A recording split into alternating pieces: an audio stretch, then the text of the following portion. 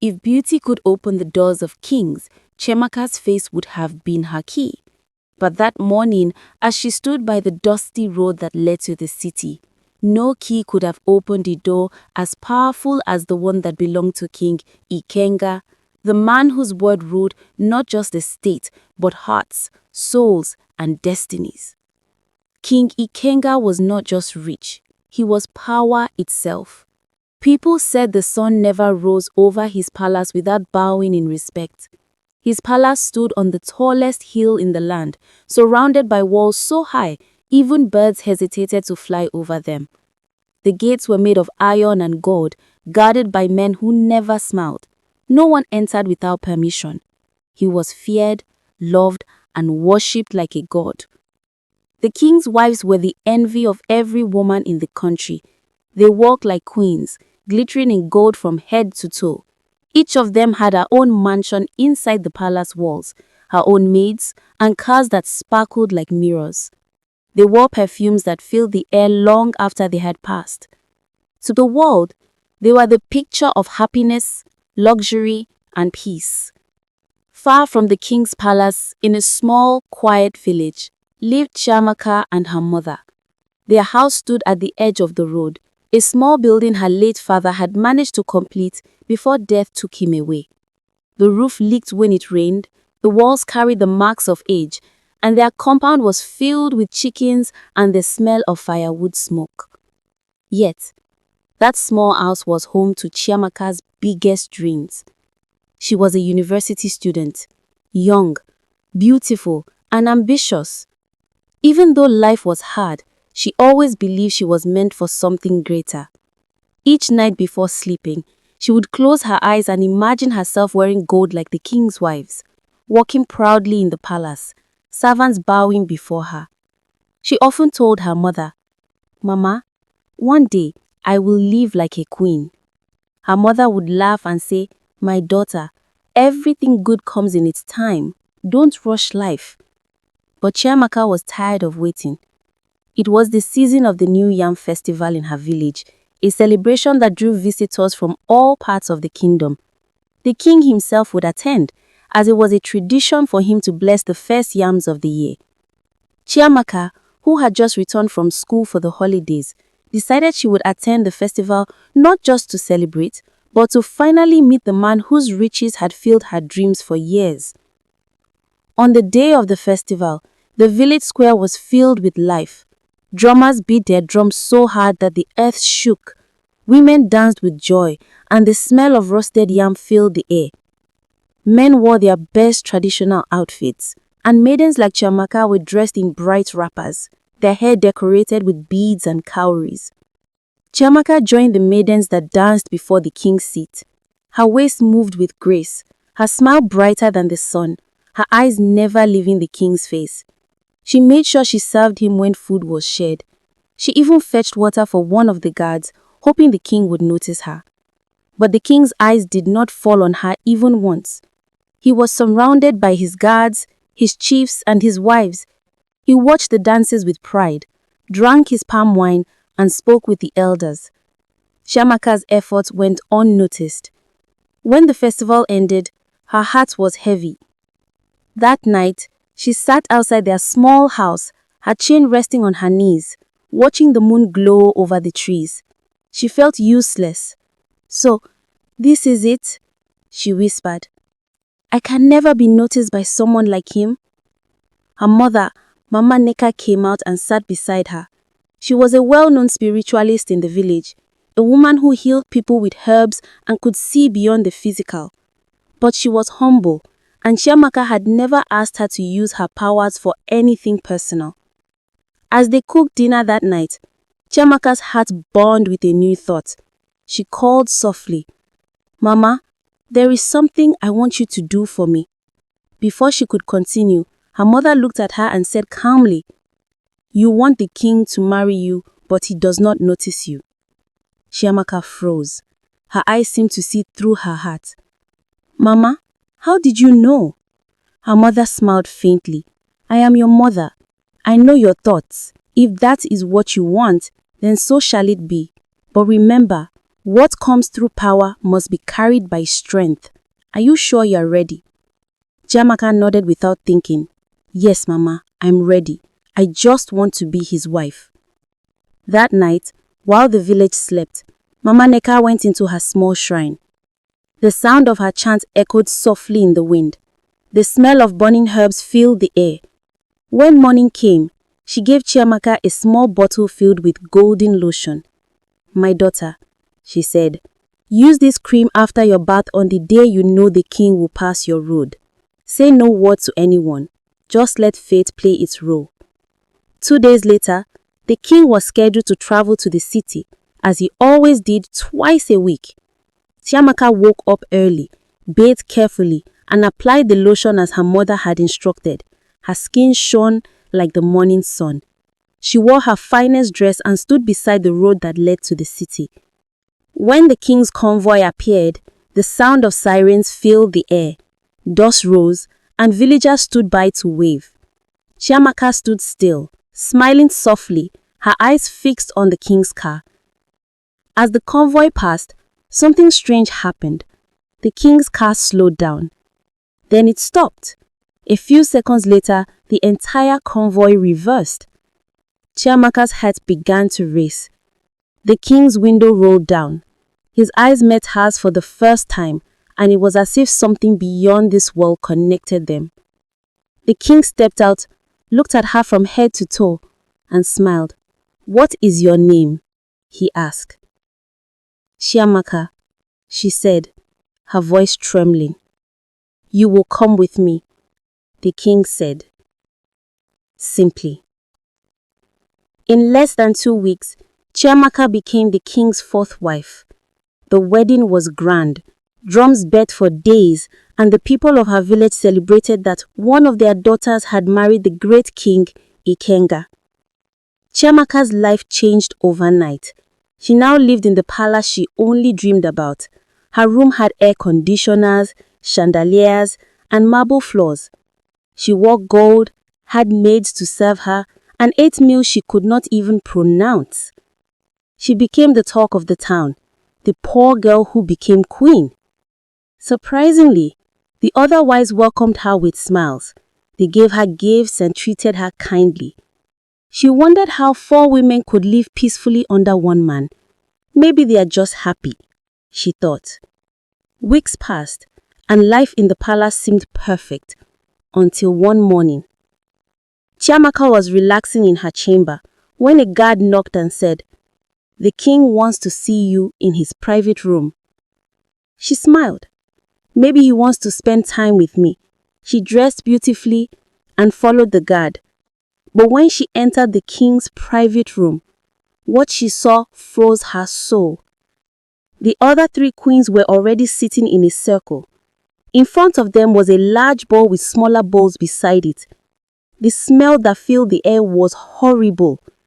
The king sat calmly in front of the big bowl, watching them. "Sit down," he ordered. Chiamaka sat, confused. Then servants brought the smaller bowls to each queen. When they placed hers before her, she almost screamed. Inside was human waste, thick, brown, and fresh. Her hand trembled. She looked around. To her shock, the other queens had already started eating, silently. No one said a word. No one cried. The king's eyes met hers. "Eat," he said coldly. Her heart pounded.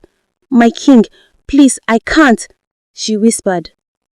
His eyes darkened like a storm. "You wanted riches. You wanted this life. Everything good has a price. Eat or face what comes." The silence in the room became heavy. She looked again at the other wives. They were eating like it was normal. The king's guard stood at the door, their eyes fixed on her. Tears rolled down her face. She closed her eyes, picked up the bowl, and forced the content into her mouth. Her stomach turned. She wanted to scream, to run, but she couldn't. The smell filled her nose. The taste haunted her tongue. When they finished, the king gave them a black liquid in a calabash. They all drank it quietly. Then he waved his hand. Go back to your chambers. As she walked away, her legs shook. That night, she couldn't sleep. The palace light seemed dimmer. The gold she once loved looked dark. The life she had dreamt of was now her greatest nightmare. The morning sun shone brightly over the palace walls, but for Chiamaka, the light felt cold. She woke up weak, her throat bitter, her stomach in pain. The memory of what she had eaten the night before made her body tremble. She sat up slowly, holding her belly, tears gathering in her eyes. She had become a queen, but her new life already felt like a curse. The taste of filth still lingered on her tongue, and no matter how much she rinsed her mouth or drank water, it would not go away. When her maid entered to help her dress, Chiamaka waved her away. She did not want anyone near her. The palace, once bright and full of laughter in her eyes, now looked like a prison. The tall walls seemed higher. The beautiful golden floors felt like chains. Everywhere she turned, guards watched silently. Later that morning, she gathered the courage to visit her mother in the village. She needed answers. She needed to know what her mother had given her, what power had brought her to this strange life. But as she tried to tell the guards she wanted to leave, they laughed and said, "The king has not given such permission." Days passed. She could not go anywhere. She was trapped. Finally, one afternoon, the king allowed her to visit her mother. But when she got home and saw Mama Neka sitting in front of their house, her tongue felt heavy. She opened her mouth to speak, but her words would not come out. It was as if something unseen pressed on her throat. Her mother looked closely at her. "My daughter, what is wrong? You look pale. What have they done to you in that palace?" Chiamaka tried again to speak, but nothing came out except a whisper that sounded like wind. Tears filled her eyes. She wanted to tell her mother about the horror in the palace, about the bowl of feces, about the black drink, but she could not. Something was stopping her. Her mother frowned deeply. She looked into Chiamaka's eyes and sighed. "My daughter, I warned you that everything has a price. You wanted to be queen. Now you must carry your crown." She gave her daughter some herbs to drink, but they made no difference. Chiamaka returned to the palace the next day, her heart heavy and her mouth sealed by fear and something beyond her control. One night, just when she thought she could never be shocked again, a guard came knocking on her door. "The king wants all his wives in his room," he said. Chiamaka's heart began to beat fast. Her body felt cold. "At this hour?" she asked, but the guard did not reply. When she entered the king's room, she saw all the other wives there again. They were dressed in red wrappers, tied tightly around their chests. Beside the king's bed was a wooden tray, and on it were 4 red handkerchiefs neatly folded. The smell of incense filled the air, and the room was lit by red candles. Chiamaka looked around in confusion. Her legs felt weak. Without a word, the king handed her a red wrapper. "Tie it," he ordered. She obeyed. Her hands shook as she tied the cloth around her chest. Then, as if on command, the guards closed the door behind them and left. The king sat silently, his eyes glowing like fire. He began to chant strange words in a deep voice, words Chiamaka did not understand. The other queens stood still, their faces without emotion. Then, one by one, the king called them to himself. Each woman went forward, blindfolded with a red cloth.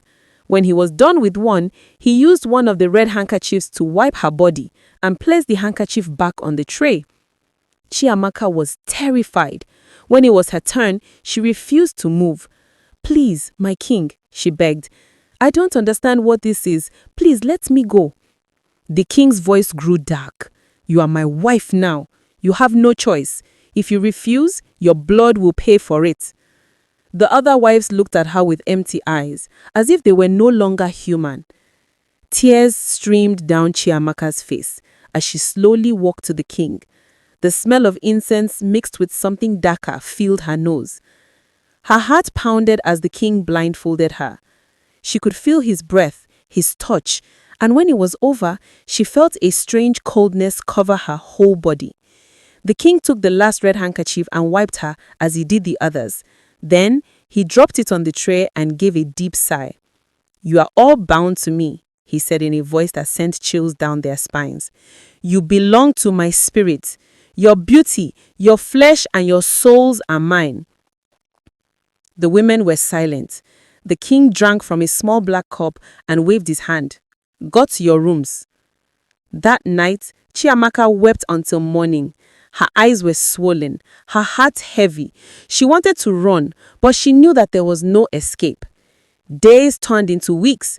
Every first day of the month, the same ritual was repeated. The wives would be summoned, fed with feces, and given the black drink. Then, they would be blindfolded and made to perform the red ritual. Slowly, their bodies began to change. Their skins grew pale. Their eyes became dull. They coughed often and lost weight. But in public, they still wore makeup, fine clothes, and smiles. To the world, they looked beautiful, but behind the palace walls, they were dying slowly. Chiamaka knew she had to do something. She tried to talk to the other queens, whispering to them when the guards were not around. "We can't live like this forever. We must find a way to expose him." But they shook their heads fearfully. The senior wife, Queen Nena, whispered, "Don't try it. The king's power is beyond what you can understand. Those who try to talk in the past are dead. Their bodies were buried in secret. We are not wives. We are sacrifices." Chiamaka shivered. The words cut deep into her soul. That night, she sat on her bed and prayed silently. She had not prayed in a long time. "God, I don't know how I got here. I just wanted to be rich, to live like a queen. But this is not life. Please, show me a way out." Days later, the king called all his wives together. He looked cheerful that morning. "Journalists will be visiting soon," he announced. "They want to interview you about your lives as my wives, about the peace and unity in this palace. I want the world to know that King Ikenga's house is blessed." The queens forced smiles and nodded, but in their hearts, fear grew. When Chiamaka returned to her room, she sat quietly, thinking, maybe this was their chance. Maybe if someone outside the palace heard the truth, they could be saved. She went secretly to Queen Nena and held her hands. "We may die if we speak, but we are already dying in silence. If one of us can tell the truth, even if she dies, at least the world will know." Queen Nena looked at her, eyes full of pain. She said nothing, but her hands shook as she pulled away. The day of the interview came. Cameras filled the palace, lights everywhere. The king smiled proudly in his royal chair.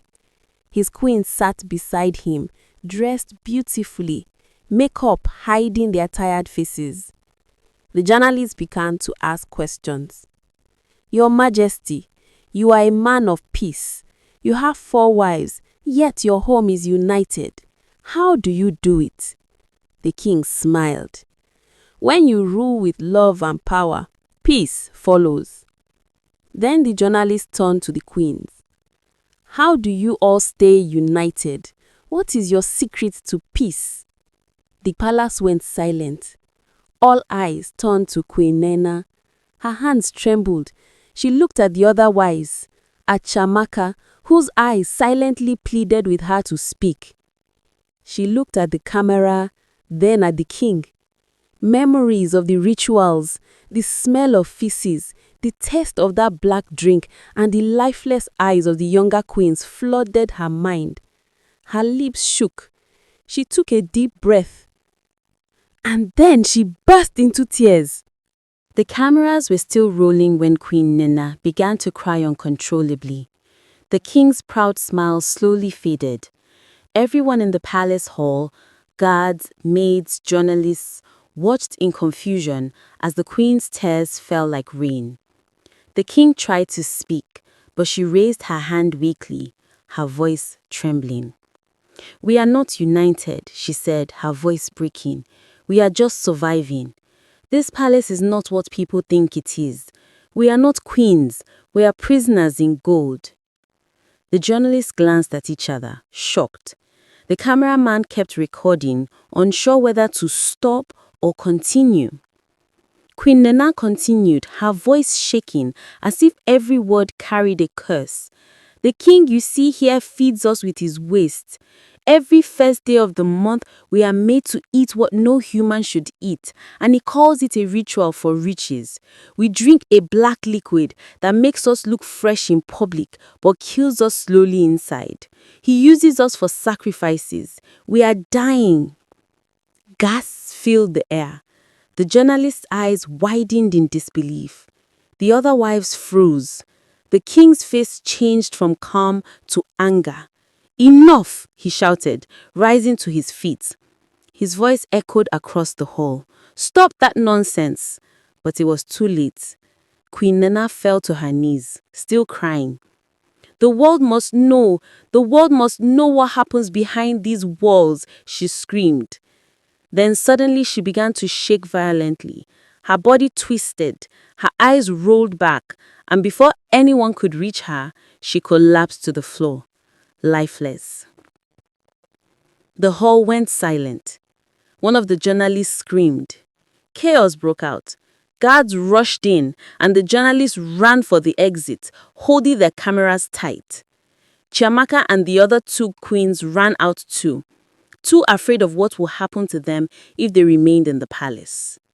The king stood there, staring at Queen Nena's body. His breathing grew heavy. His eyes were wild. "Take her away," he ordered. "Take her away now." But as the guards lifted her, blood flowed from her mouth. The sight made even the boldest man in the room shiver. When the journalists escaped the palace, they spread the news like wildfire. Before evening, every television station in the country was broadcasting the shocking story. "Queen exposes King Ikenga's dark rituals," the headlines read. Videos of Queen Nena's confession spread online, and people were horrified. King Ikenga's palace, once seen as a place of glory, became a place of fear. They ran endlessly. They got to a point where they could see no one. One of the queens said, crying, "Where are we running to? His guards will surely find us." "We must try. Let us look for a powerful church. Only there can we be safe," Chiamaka said. They ran barefoot through the forest paths, their wrappers torn by thorns, their hearts pounding. By morning, they reached a large church at the edge of the city, a place known for miracles. The man of God, Pastor Eze, was at the altar when they arrived. He saw their faces, pale and weak, and knew they were running from something dark. They fell before him, crying, "Man of God, please help us. We have sinned. We have eaten what no one should eat. The king used us for evil things." Pastor Eze's eyes widened as they told him everything. The feces, the rituals, the black liquid, the red handkerchiefs. He shook his head slowly and said, "You are not the first women the devil has trapped with wealth, but God is greater than any king or cult." He took them into the church's prayer room and locked the doors. For 7 days and nights, the pastor and his prayer team prayed for them. They fasted, cried, and called on God to break the curse. During those days, the women became very sick. They vomited black liquid and screamed in their sleep. One night, as Pastor Eze prayed, Chiamaka fell to the floor shaking violently. A deep voice came out of her mouth, a voice that was not hers. "She belongs to the king. She belongs to me," the voice shouted. The pastor shouted back, "You have no power here. Leave her now in Jesus' name." The wind blew fiercely inside the church. Candles went out, and a strong smell filled the air. Then after a few minutes, Chiamaka stopped shaking and lay still. She opened her eyes and began to cry. "He's gone," she whispered. "The spirit of the king is gone." At that same moment, miles away in the palace, King Ikenga sat alone in his room. His phone kept ringing. He had been watching the news all day. His face was pale. His cult members had abandoned him. He had received a call from their leader earlier. The voice on the phone said coldly, "You have failed us, Ikenga. You let our secret out. You are no longer one of us." Then the line went dead. He dropped the phone and stared at his reflection in the mirror. For the first time, he looked like an ordinary man. His power was gone. His name was destroyed. The walls that once made him proud now felt like a grave. He picked up a bottle of poison and stared at it for a long time. "I gave them wealth. I gave them everything. Why did they betray me?" he muttered. Then with one final sigh, he drank the poison.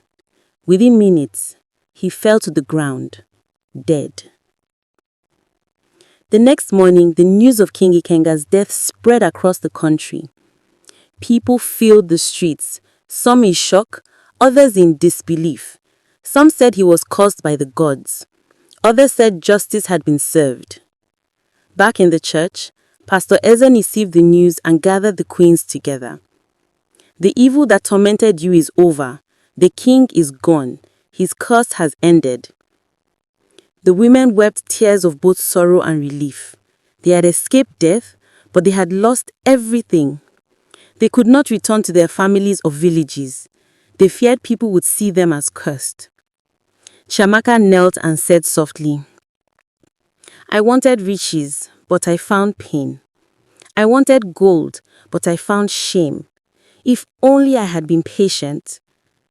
The pastor placed his hand on her head and said, "The world teaches us to chase wealth, but not every light comes from heaven. Some shine from the fire beneath the earth." Weeks passed. The palace was taken over by the government. The king's body was buried quietly. He had no heir, so the throne was passed to another royal family. People talked about the story for months, calling it the curse of King Ikenga. Chiamaka and the other two surviving queens decided to stay in the church. They helped the poor and served in the house of God. They no longer wore gold or makeup. Their faces were bare, their hearts humble. One day, a young girl came to the church asking for prayers. She said she wanted to marry a rich man so she would never suffer again. Chiamaka looked at her for a long time, then smiled sadly and said, "My dear, don't envy anyone, for you never know the source of what they have. Sometimes, what glitters in the light is dirt in disguise." And that was how the story of King Ikenga ended. Not with riches, but with ruin. A reminder that power gained through darkness always ends in darkness. Moral of the story: do not envy anyone, for you never know the secret behind their wealth. True peace is not found in gold or power, but in a clean conscience and a pure heart.